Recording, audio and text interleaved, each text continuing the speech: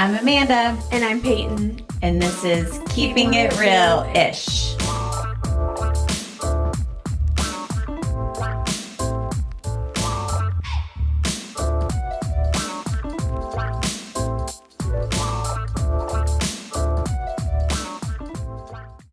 Hey guys. Hello. Welcome back. Welcome. Hope everyone's doing well.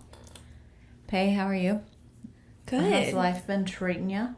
Life's been good. Mm-hmm.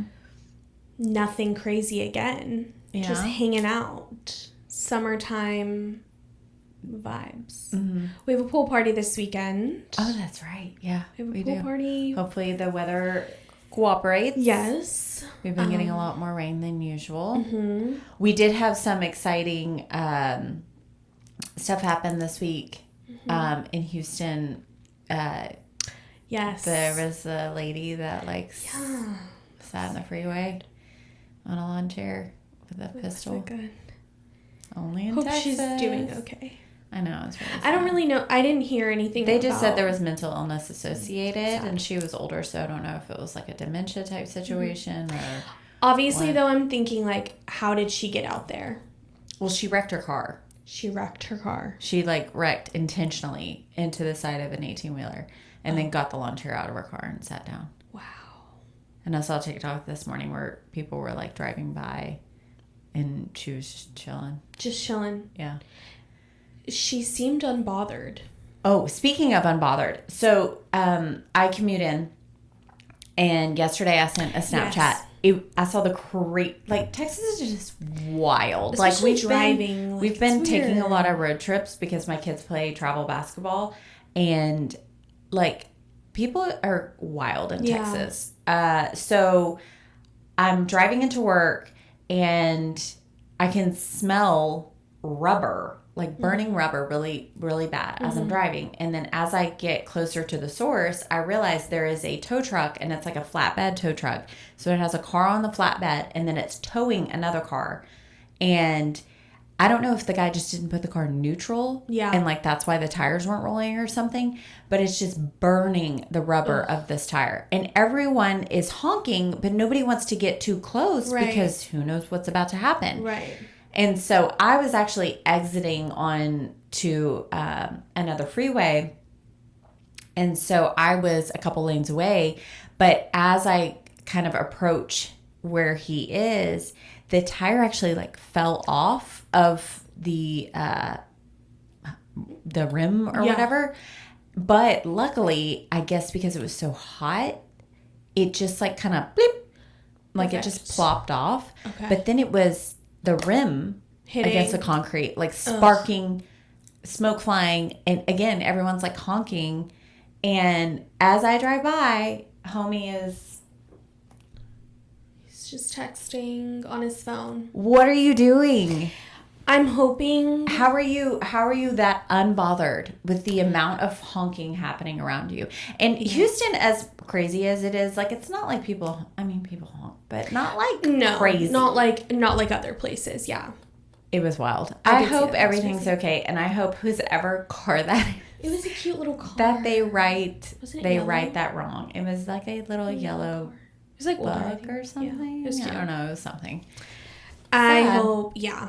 Because he seemed like he didn't care. And the car on the flatbed was wrecked. It was destroyed.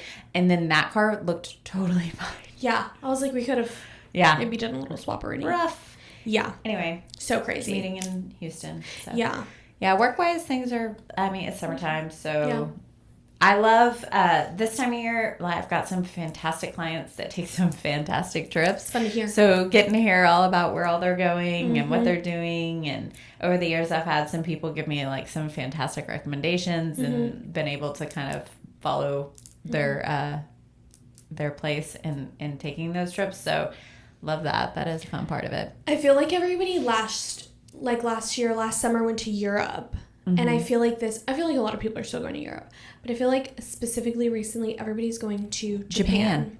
Why is everyone going to Japan? I've heard it's something with their currency that things are less expensive like it's going to get back expensive like next year, but something with their currency, it's like a good time to go right now, apparently. I, for one, will never be making it to Japan. Really? Okay, here is my problem. Okay. It is too far away. It is far. Not meant to be there. Because you know what? I don't love flying. I will do it because I realize it's a requirement. But it does make me anxious. And it's just not my favorite. And so the idea of living in that anxious state for that long. Now, if I could take 2 months and just... slowly make my way there and slowly make my way back. But that's not going to happen. So, just take a sleeping pill. Good night. So, the idea of that and flying makes it worse because I have to have, my anxiety is like, you must have control. As if we do, regardless. I know. Yeah. So it's like, if I feel like if I took a sleeping or like a Xanax or something, I feel like I would like fight it. Yeah, and then that makes it worse. Yes. I will say I don't love flying, but something about going multi-hour, like when I went to Europe, it was like, I think you just like accept the fact that you're like nothing, like it was like the most accepting I had ever felt flying because I'm like, I'm on this plane for 8-9 hours, whatever it is. There's nothing I can do about it anyways. I'll be fine. See, I've done Europe. But there's something about like getting past like 12 hours to me that I'm like, fair. Like I just, maybe, I don't know. Maybe, never say never. Never say never, but fair. But never. Right. Okay. Fine. Anyway. It's okay. But yeah, good for y'all going to Japan. I know, everyone's going. Does look great. Yeah, looks fun. Anyways, okay, I'm obsessed. with, what are you obsessed with? Continuing on the train of summertime. Perfect. So I have Rockaway here. This is one of the lines that we work with at the salon. It's R&Co. I feel like every time I tell somebody, they're like, what is it? I'm like, it's because I am Southern, so I'm just like, R&Co. R&Co. And they're like, what? I'm like, R&Co. So this is their salt spray. It's called Rockaway. I love this stuff. This is actually low-key like great for guys to give like a little bit of that kind of undone texture. This is actually, I grabbed this out of my 13-year-old's bathroom. Perfect. And this was pretty full not too long ago, so he also is a fan. Clearly likes it. But it's their salt spray. I love this stuff. It has a great scent. What I like about it is it is not heavy alcohol based, so it's not going to be very drying on the hair. It also more plumps the hair than anything, so it definitely just gives you that like undone beach day texture. It can go on wet or dry. You can layer it. So it's just a really versatile product that's really, really great for summertime. So, and it's cute. It's cute packaging. It has like the beach picture on it. So Rockaway salt spray by R&Co. R&Co. Yeah, I like that one a lot. Yes. A lot of salt sprays are like really tacky and rough. Yes. This one's very soft. Right. Like it still leaves, like it has texture, but it's a soft texture. Right. You don't feel like you're like sticking to your hair every time you touch it. I do like that one. Love it. Okay, so for this week, we thought it'd be interesting to discuss something that we recently both saw on social media, and I just have a lot of interest, intrigue, questions. I know. So, not the first time it's happened, certainly won't be the last, but there was a TikTok that went viral of a girl that was getting married and her hair was absolutely stunningly beautiful, and she went to get her hair done, and it was a more disastrous situation that you would definitely want to have prior to your wedding. Yes. Color was definitely not great, but the cut was absolutely very scary. Like disaster. Disastrous. So she made a TikTok about it, goes viral. But what I want to discuss is the amount of people that responded to this saying the hairdresser was jealous of you And so essentially implying that she like sabotaged her. Like she was jealous because she was beautiful. Right. And wanted to like destroy her hair. And it had there's countless comments. And then those comments have all of these likes. Yeah. And not just like a couple likes, like this. Thousands. Like tens of thousands. Yeah. So likes. It really blew me away because I was like, do people really think this? So it got me to thinking like, how does that happen? Right. Okay. So like, is this happening? So like hairdressers, like, have you done this? Have you ever intentionally sabotaged a client in your chair? Right. For whatever reason? I can say without a doubt, I've never done this. And I don't think that was the situation either. Yeah. I think it was a stylist that did not know what they were doing. Right. And just it didn't work out. I will say I have over the years, so I've done this for a long time, and a lot of times when we have clients where things don't turn out like they need to, I get involved in like the correction and that sort of thing. And there are times where a client, obviously it's an emotional situation, they're upset about what's going on, but sometimes clients take it almost like it was a personal thing. Right.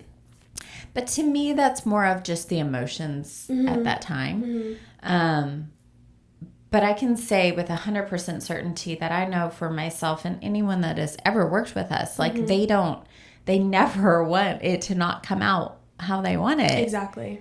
So I don't know. What are your thoughts? Yeah, I mean, well, and like there's another side of this where it's like that's actually devastating to even, obviously for the girl, it's devastating. This was her wedding hair. She ended up stylist. Right. Yeah. For the stylist, I mean, obviously, and like just to kind of, and I'm sure, I don't know, are we going to link the TikTok or something? No, just because I feel like this is, it's like, yes, this is what sparked it, but it's also like it's not the only one out there. Yeah. So, yeah. Yeah. Well, she had, really long hair. It didn't look like she had a lot of layers to it or face frame. No. I'm assuming she probably, she probably went in wanting lots of movement, the color, whatever, but lots of movement, whatever. And maybe I think there's the trend of a lot of layers, a lot of face frame is like super prominent right now. Who knows? Maybe the stylist just isn't educated in that type of look. So it's also that, and to then switch it to say like, oh, she's sabotaging you for your wedding day. Like that is sad to say because I highly, highly doubt that. Obviously though, I mean, if this has been people's experience, but the thing that shocks me the most is like with how many comments there were and how many people were, liking. Yeah. I'm like, is that like the general public's opinion on hairstylists? Like that we would like intentionally sabotage. Right. You know what I mean? Like that's a sad thing to think too. It's very unfortunate. And so that's why I wanted to talk about it. Cause I'm like, okay, stylists, like chime in. Like, first of all, have you done this or do you know somebody who's done this? Because I've never interacted with anyone that would.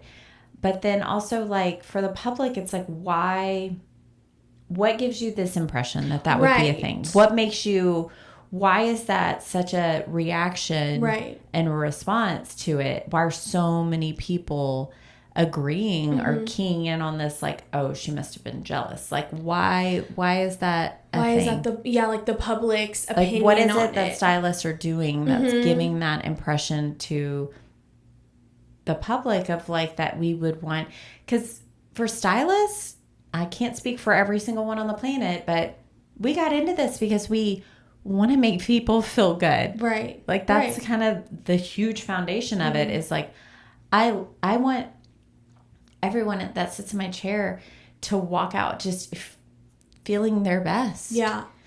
Well, and I think too, I think a lot of times what people don't understand about like hairstyling and whatever, at the end of the day, it's an art. Like it's very much an art, and what one person is good at, maybe someone else doesn't have the strength in, and vice versa. I know there are things that I am not my strongest at that someone else, specifically like inner salon, is amazing at, and vice versa. And I love that.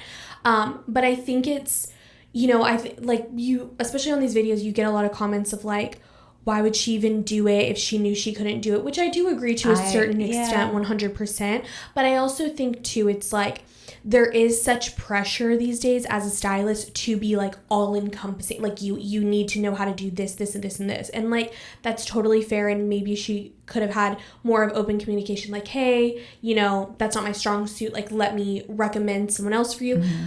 But that's really easy for us to say because we have that type of environment, like in our salon, like in our culture, whatever.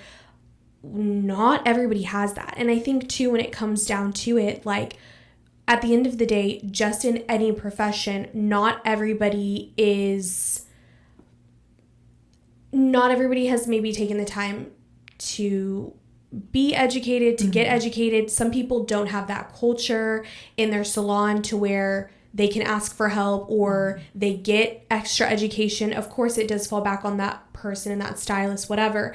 But at the end of the day, we have to have some sort of compassion and empathy that's not everybody's experience. Right. But I also understand from general public and like from a client's perspective, they're not to understand that really. Right. Like they don't maybe they just think I'm going to go somewhere and they're going to know what to do, whatever. Right. But it's hard because not everybody, has access to all of this knowledge and whatever. And sure, we can play devil's advocate, then they shouldn't be doing this and this, whatever. But we have to have a little bit of compassion and empathy of like, not everybody is able to get all of this education and whatever. They're just doing what they know to do at the end of the day. Right. And we've all, as stylists, we've all been there where we've done something that we're like, it did not, I mean, this is kind of a monumental failure, the one we're discussing, but like, I've certainly had things that like, I know how to execute that didn't turn out the way I thought it was going to. And, that it's something that obviously in the moment I do my best to kind of rectify the situation. But then I can also say like that sits with me, like all of those moments 20 plus years in, like I remember them 100%. And so, it certainly wasn't something where I wasn't invested on my end emotionally, to the outcome of things. Right. And again, who knows, maybe the girl she went to is like fresh out of school and just like literally doesn't know better. Like, like it just, you don't know. Obviously, you would hope that the situation was resolved with her not, maybe getting a refund or them offering to fix it or whatever the case may be. Right. Like, that's all you can really ask is someone, like, once the hair's cut, the hair's cut. So it's like there's nothing to do in that regard. But you would just hope that it would be like a learning experience. Absolutely. But chime in because I'm so curious about this. And I will say, like, I haven't, this particular situation where it's like a jealousy thing, it's nothing that I've firsthand experienced, like where I've had that brought to me. Right. Not to say people haven't maybe thought that or felt that way. It's just nothing I've had an interaction with somebody where that's been what's gone on. But I've certainly had interactions with people where they felt upset or whatever with their hair. And so I am just kind of curious, like the thought behind it. And if anyone out there has like personally experienced this or had any thoughts with it. I mean, I can actually say a person who I was very close with who was, is not my favorite person in the world whatsoever now. Because of circumstances that happened. But I can even say for her who, isn't, you know what? I'm not even going to go there because I was going to be mean and I'm not going to do it. But I can just say that out of everyone I know, I don't know anyone that would do things in this way. Like ever do anything because they were jealous or be spiteful or be like vindictive. at all when it came to that. So I just want to know everybody's thoughts on that. So write in, let us know what you have experienced or think. Yeah. So she has now gotten extensions too. She has. And it looks a lot better. It does. And the color actually was never even like a thing that they addressed, but it was just something I noticed. And then they did fix that. So I don't know what happened there.